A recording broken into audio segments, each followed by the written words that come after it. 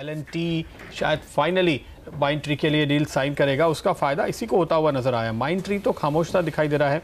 L&T पे भी कल की तेज़ी के बाद आज दरअसल थकावट देखने को मिल रही है।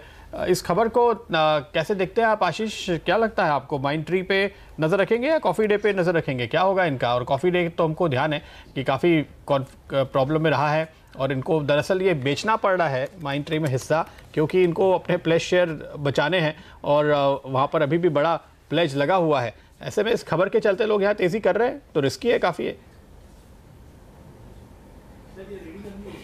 नहीं, कैफ़े कॉफ़ी डे तो मैं बिल्कुल मैं शुरू से ही उसके फेवर में नहीं हूँ, क्योंकि काफ़ी कॉम्पिटिटिव इंडस्ट्री है और जैसे टी विला कैफ़े और स्टारबक्स ने काफ़ी बड़ा डेंट दिया है कैफ़े कॉफ़ी डे के प्योर बिजनेस मॉडल को। तो मैं तो इनफैक्ट माइंडट्री को बाय करना चाहूँगा। मेरा मानना है कि जैसे ही ये शेयर स्टेक जिसका एक थोड़ा सा हैंगओवर भी कह सकते हैं माइंडट्री के स्टॉक पर है, जैसे ही फिनिश होता है तो माइंडट्री का स्टॉक काफ़ी अच्छा परफॉर्म कर सकता है आगे जाके। तो कैफ़े कॉफ़ी डे तो बिल्कुल रूल्ड आउट है इस प्राइस पर भी। जी, एक स्टॉक जस्ट डायल की अगर आप बात करना चाहें तो इस वक्त लगभग 14% ओवर 632 रुपए पे। अल्पेश जी, आप आज बहुत ही बड़े ज़बरदस्त फॉर्म में हैं। आपने पहले बात की, उसके बाद से 4% बढ़ा है, अभी चेक कर रहा था। क्या लगता है इस वक्त? 640 650 हमने टारगेट दिए थे। मैं कहा था 605 के ऊपर इसका स्टॉक का ब्रेकआउट आ चुका है। मैं समझता हूँ 640 650 इस रेंज में स्टॉक एक बारी के लिए रुक सकता है। अगर किसी ने लोअर लेवल पे अगर बाई की है तो इसके ऊपर आपको यहाँ पे प्रॉफिट बुक करनी चाहिए। एक मूव देखना चाहिए कल की फॉलोअप बाइंग का। अगर कोई भी स्ट्रॉन्ग सप्लाई एरिया आता है तो टेक्निकल्स हमको ये बताते हैं कि वेरी नेक्स्ट डे क्या 1 घंटा उसके ऊपर टिकता है, कोई बुलिश फॉर्मेशन बनती है, उसके बाद में आपको नई बाइंग रिज्यूम करनी चाहिए। तो मैं यहाँ पे एडवाइस करूंगा कि आपको एक बारी के लिए स्टॉक में रुकना चाहिए। अगर लोअर लेवल में लिया है तो ये बहुत अच्छा खासा मौका है, आपको यहाँ पे प्रॉफिट बुक करना चाहिए। जी, आप ये हमारे व्यूअर्स को बताना चाहेंगे कि इसमें प्राइस डिफरेंशियल इतना क्यों है मार्च फ्यूचर्स और स्पॉट प्राइस में? तो देखना पड़ेगा सेल अभी। चलिए कोई बात नहीं, लगभग 94 पे है फ्यूचर। जी हाँ, और लगभग मान लीजिए 40 रुपए का तो फर्क है ही। चलिए वो चेक कर लेंगे बाद में। और BEML 975। तो चलिए आज जो हम स्टॉक्स डिस्कस कर रहे हैं उसमें काफ़ी मुनाफा हुआ होगा अगर व्यूअर्स ने हमारे साथ पोजीशंस ली होंगी। तो जाते जाते एक स्टॉक देखिए, हम भारत फोर्ज की बात कर रहे थे तो मैं दूसरे ऑटो एंसिलरीज देख रहा था, उसमें ऑटोमोटिव एक्सेल एक स्टॉक है जिस पर मेरी नज़र पड़ी है। शुरुआत में कमज़ोर था और अब जिस तरीके से ऊपर आया है, थोड़ी यहाँ पे वॉल्यूम हल्के होते हैं क्योंकि इसकी जो कॉस्ट है करीब 1200-1300 रुपए का स्टॉक है, इतना लिक्विड नहीं है, लेकिन रफ्तार बहुत तेज दिख रही है। अल्पेश, कुछ देखते हैं आप इसमें? 1280 के ऊपर का एक अर्ली चार्ट्स में ब्रेकआउट है। मैं समझता हूँ यहाँ पे आपको अभी का भी स्टॉक्स के अंदर बाई करना चाहिए। 1275 के नीचे का स्टॉप लगाइए। ऑन द अपसाइड में मुझे लगता है 1320 से लेकर 1330 तक के लेवल्स आपको यहाँ पे देखने को मिलेंगे। स्टॉक करंटली 1292 1213 के पास में ट्रेड कर रहा है। ओके, आपने क्या टारगेट दिया फिर से बताइए? 1330 तक के 1280 के ऊपर का एक अच्छा खासा ब्रेकआउट देखने को मिला है। 1275 के नीचे का स्टॉप लगाइए। 1330 के टारगेट। सुमित, आपके टारगेट क्या होंगे इसमें? आपको भी तेजी दिखती है? प्रदीप जी, थोड़ा सा लिक्विडिटी का प्रॉब्लम है, बट ठीक है, कोई प्रॉब्लम नहीं। स्टॉक यहाँ से एक बार लग रहा तेजी के अंदर है। स्टॉक 200 DMA के ऊपर सस्टेन कर रहा है और पिछले 20-25 दिनों में स्टॉक ने लोअर लेवल से तेजी दिखाई है। ये स्टॉक का इमीडिएट ऊपर में जो हर्डल और जो रेजिस्टेंस है वो है 1340 का। 1340 का लेवल टूटने पे स्टॉक में 1450 रुपए तक का मूव देखने को मिल सकता है। CMP पे स्टॉक में बाय बनता है। 1260 के आसपास का स्टॉप लॉस है, 1340 और फिर ऊपर में 1420 तक के टारगेट्स हमको ऑटोमेटिक एक्सेस के अंदर देखने को मिल सकते हैं। अल्पेश जी, एक स्टॉक टेक्समैको रेल, इसमें लगभग 10 गुना वॉल्यूम हुआ है अपने average weekly average traded price से। 33 लाख शेयर्स का ट्रेडिंग और स्टॉक लगभग 5-6 महीने के हाई पे 4.5% ऊपर। कोई इस पे आपकी नज़र? और ये आज का मेरा सुबह का पंड्या का फंडा स्टॉक भी था, याद दिला दूं एक बार। डेली चार्ट में देखिए, वीकली चार्ट में देखिए, 68 के ऊपर स्टॉक ने बहुत ही राइजिंग वॉल्यूम के साथ में एक ब्रेकआउट दिया है। नो डाउट स्टॉक ऊपर जाकर के 75 एक मेजर रेजिस्टेंस था उसके लिए। आज का इंट्राडे के लिए बात मैं करता हूं तो वहां से ये थोड़ा बहुत अपनी विश्रांति ले रहा है। तो मैं समझता हूं अगर डाउन में कहीं भी 70-68 के लेवल में आता है तो आपको स्टॉक के अंदर बाय करना चाहिए। 64 के नीचे का स्टॉप लगाइए। मैं समझता हूँ ऑन द अपसाइड में बहुत ही जल्द आपको 81 से लेकर 85 तक के लेवल देखने को मिल सकते हैं। 81 से 85, तो मेरा टारगेट यहाँ पे करीबन 91 के आसपास का है। आशीष, आप नजर रखते हैं क्या इस पे? कोई कॉल देंगे? नहीं प्रदीप, ये अभी ऑफलेट मेरी रडार में नहीं है। बिल्कुल, पिछले क्वार्टर के रिजल्ट आप एक बार फिर से देखिएगा, शायद आपको आपके रडार पे आएगा, क्योंकि वाकई में पिछले कई क्वार्टर से निराश करने के बाद इसने जो टर्न अराउंड दिखाया है दिसंबर क्वार्टर में, उसके बाद धीरे धीरे अब ये फिर से एनालिस्ट की नज़र में आ रहा है और इसलिए हमने भी यहाँ पर एक कॉल दिया। अल्पेश आपने कुछ ढूंढा लगता है? एक इंटरेस्टिंग स्टॉक मैं आपसे साथ में शेयर करना चाहूँगा। प्रदीप, अगर आपको याद हो तो पिछले हफ्ते मैंने max financial services limited MFSL इसमें बाइक की सलाह दी थी। 405 के लेवल पे था और मैंने कहा था 430 तक के लेवल आपको देखने को मिलेंगे। लेवल भी अच्छे हुए और उसके ऊपर ये स्टॉक चल रहा है। मैं समझता हूँ यहाँ पे स्टॉक एक कंसोलिडेशन फेज में चल रहा है उसके बाद में, क्योंकि ऑन द अपसाइड में 440 के बाद में एक 200 दिन की सिंपल और एक्सपोनेंशियल दोनों मूविंग एवरेज उसको हर्डल कर रही है। तो इसके बाद में मुझे लगता है कि 10 पॉइंट में 420 से लेकर 430 के बीच में स्टॉक में एक एक्यूमुलेशन आपको देखने को मिल सकता है। जब तक ये स्टॉक 405 के लेवल के ऊपर तक है, मैं समझता हूँ स्टॉक्स में आपको ऊपर में 450 और उसके ऊपर 465 तक के भी लेवल देखने को मिल सकते हैं। तो अगर कोई गिरावट भी आती है और अगर कोई निवेशक इसके अंदर एक स्टॉक को एक्यूमुलेट करना चाहता है तो मैं समझता हूँ कि स्टॉक के अंदर आप बाई कर सकते हैं। तो ये तो मुझे याद है, आपने बोला था 400 से 405 के बीच का कोई लेवल था, आप कह रहे हैं 403 पे था और आज ये 435 पर है। तो इस दौरान अभी 430 पे चल रहा था, बात करते करते 436 की प्राइस भी हो गई। ये स्टॉक काफी कुछ इसके अंदर बाइंग हुई है। मैं समझता हूँ आपको आने वाले दिनों में बहुत अच्छी कमाई करके देगा स्टॉक। 450 का टारगेट आप कह रहे हैं? 450 और 465। और अब स्टॉप लॉस कहाँ लगाएंगे? 405। ओके, तो यहाँ पर एक तेजी का कॉल इस समय बनता हुआ। जाते जाते लोग और कौन से स्टॉक्स हैं जो लेकर जा रहे हैं? जस्ट डायल तो रुकने का नाम ही नहीं ले रहा। अब देखिए ये पहुंच गया है 16%। क्या बात है, पता नहीं कौन इनको फ़ोन कर रहे हैं, लेकिन जो भी इन्वेस्टर्स इनको फ़ोन कर रहे हैं आई एम श्योर वो बड़े खुश होंगे आज। एक शेयर आपके लिए अल्पेश जी, GMM Pfaudler। ये एक कैपिटल गुड्स की कंपनी है जो ग्लोबल इक्विपमेंट बनाती है फार्मास्यूटिकल और केमिकल इंडस्ट्रीज़ के लिए। इस वक्त जैसे कि प्रदीप जी बहुत एक शब्द का प्रयोग करते हैं, ब्लू स्काई टेरिटरी, ये स्टॉक उसमें है। पिछले 4-5 दिन से लगातार तेज़ी और रिकॉर्ड हाई।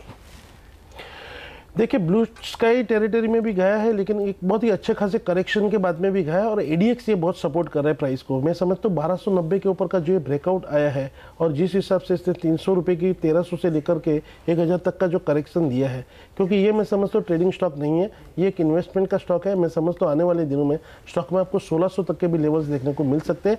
तो करंट लेवल पर अगर यहाँ से कोई गिरावट आती है और इसमें इस तरह के स्टॉक पर अगर आपको वॉल्यूम नहीं मिलता है तो 50 से 100 पॉइंट की भी गिरावट हो सकती है। तो आपको स्टैगर्ड वे में बाई करना चाहिए। यहाँ पे भी आप बाई कर सकते हैं। 1200 एक स्ट्रॉन्ग सपोर्ट है, यहाँ पे भी आप बाई कर सकते हैं। मुझे लगता है आने वाले दिनों में स्टॉक में आपको 1500 से 1600 तक के लेवल देखने को मिल सकते हैं। 1500 से 1600 के टारगेट यहाँ पे। अच्छा, BEML की हमने इतनी बात की, इसका जो एक जुड़वा भाई है BEL, उस पर नजर नहीं पड़ी। आपको क्या लग रहा है, कैसे देखते हैं इसकी? आज की क्लोजिंग तो बहुत अच्छी दिख रही है, दिन के लोज से काफी 5-6 रुपए रिकवर होकर के अब बंद होने जा रहा है और वॉल्यूम भी अच्छे आ रहे हैं। जी प्रदीप, देखिए डेली चार्ट्स में भी देखें तो एक बाई सिग्नल जनरेट हुआ है, लेकिन ये अब जो 95 से लेकर 100 ये एक बहुत स्ट्रॉन्ग रेजिस्टेंस एरिया है स्टॉक्स में।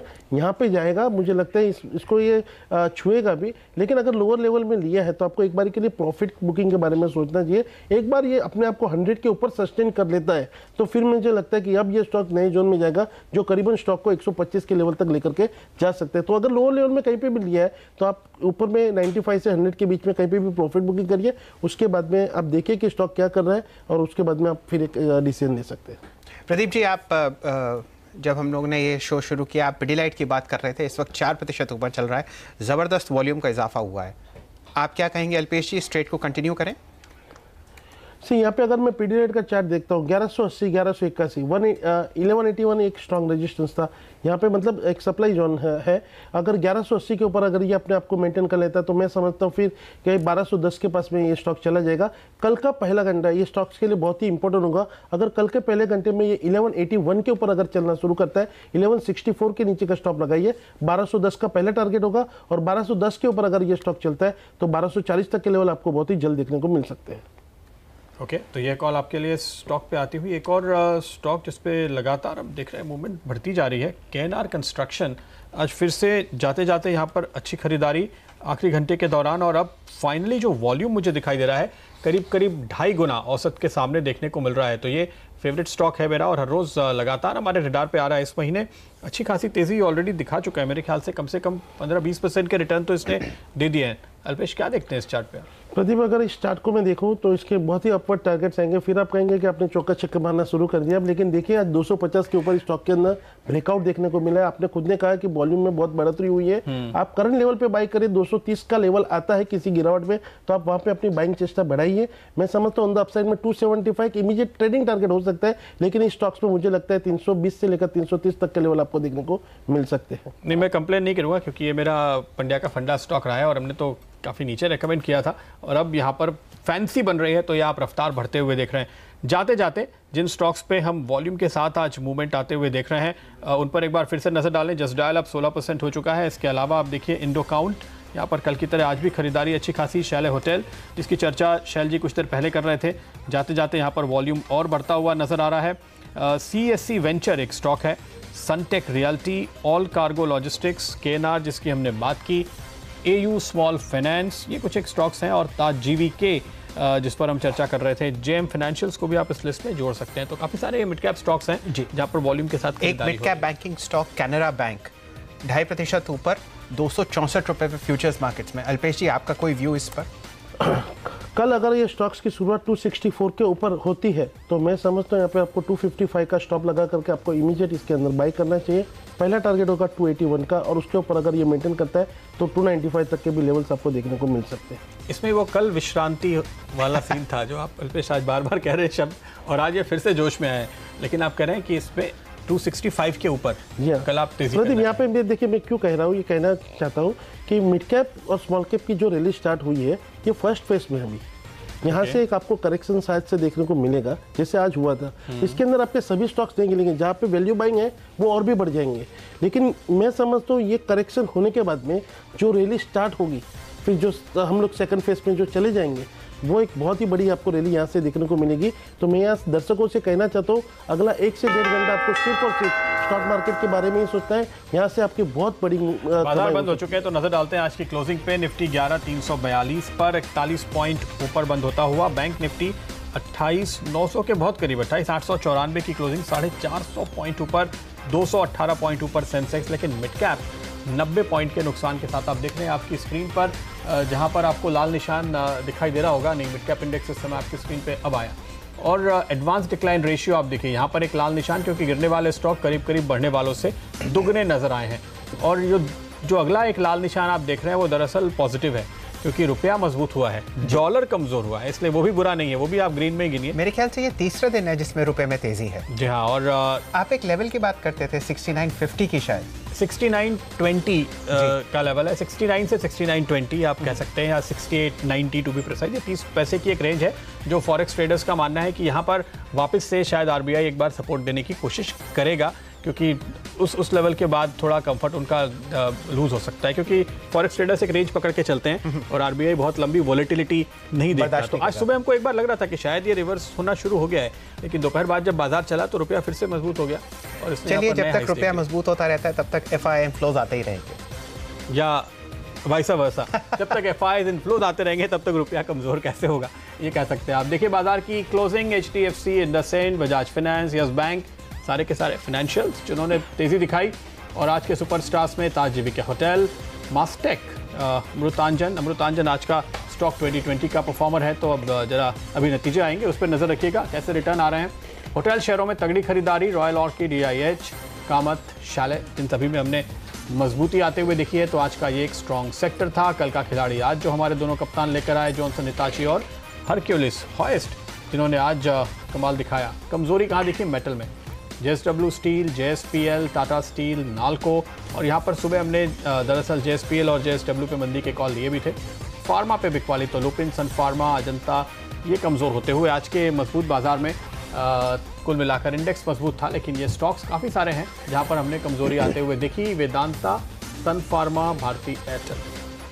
फ्यूचर्स मार्केट में थोड़ी नज़र डालते हैं। इस वक्त एडवांस डिक्लाइन रेशियो वहाँ पे नेगेटिव है। जिस तरीके की तेज़ी आप कैश मार्केट्स में देख रहे हैं, शायद वो फ्यूचर्स मार्केट में नहीं है। लॉन्ग पोजीशंस देखते हैं पिछले 1 घंटे में कहाँ बनी।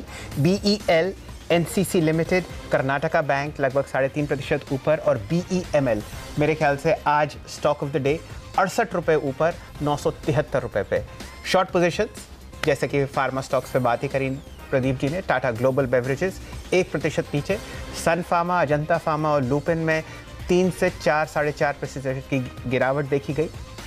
और शॉर्ट कवरिंग कहाँ देखी गई? जस्ट डायल आखिरी 1 घंटे में बहुत ज़बरदस्त तेज़ी, लगभग 18% ऊपर प्रदीप जी, 653 रुपये पे। स्टेट बैंक ऑफ इंडिया 2.2% ऊपर, 293। बजाज फाइनेंस 75 रुपये की तेज़ी, और UPL रिकॉर्ड हाई 914 रुपये, 1.8% ऊपर, 16 रुपये का इजाफा शॉर्ट कवरिंग के हिसाब से। लॉन्ग अनवाइंडिंग CG पावर लगभग ₹1 नीचे, बिरला सॉफ्ट 2.3% नीचे, फार्मा शेयर्स में बिकवाली दिखी रही है। वॉकहार्ट ₹427 बंद हुआ और वोडाफोन आइडिया 2 दिन की तेजी के बाद आज गिरावट 1% नीचे, ₹33.85 पर।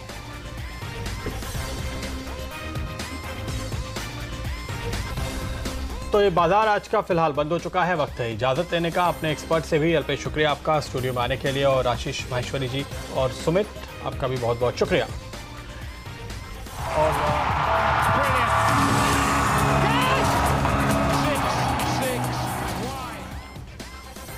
तो स्टॉक 2020 का हमारी दोनों टीमों का रिटर्न इस समय आपके सामने। आइए नजर डालते हैं उन स्टॉक्स पर जिन्होंने आज कमाई की है। सबसे पहले नीरज की टीम आपके सामने आती हुई, और यहाँ आप देखिए Ajmera realty, Bajaj consumer, jet Airways, NOCIL, ये थे वो स्टॉक जो नीरज की टीम में नजर आ रहे हैं। और नजर डालते हैं हेमंत की टीम पे भी। यहाँ अमृतांचल 9% की कमाई इसने की। इसके अलावा सिनेलाइन, गोवा कार्बन जिन्होंने आज कमाई की है।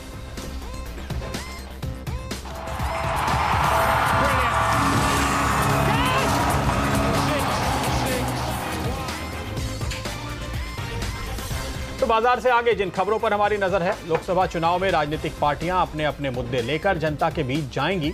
आज आवाज अड्डा में हम आपसे पूछ रहे हैं कि क्या चुनाव में रोजगार सबसे बड़ा मुद्दा बनेगा। हमारे ट्विटर हैंडल CNBC_आवाज पर जाकर आप अपनी राय तुरंत दीजिए।